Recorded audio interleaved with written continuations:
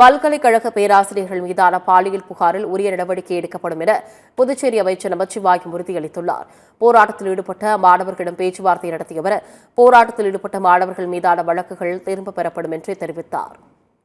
எந்தெந்த பேராசிரியர்கள் மீது பாலியல் சம்பந்தமாக புகார் கொடுக்கப்பட்டதோ அவர்கள் மீது விசாரணை நடத்தி உரிய நடவடிக்கையை எடுக்கப்படும்.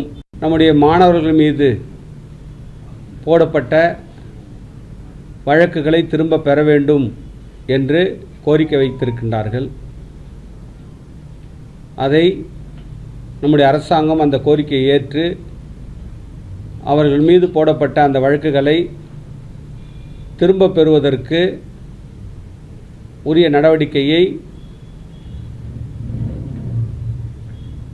உரிய முறையில் எடுத்து அதை அமுல்படுத்துவதற்கு, அந்த வழக்கை திரும்ப பெறுவதற்கு அனைத்து நடவடிக்கைகளும் எடுக்கப்படும் என்ற உத்தரவாதம் அவர்களுக்கு கொடுக்கப்பட்டிருக்கின்றது.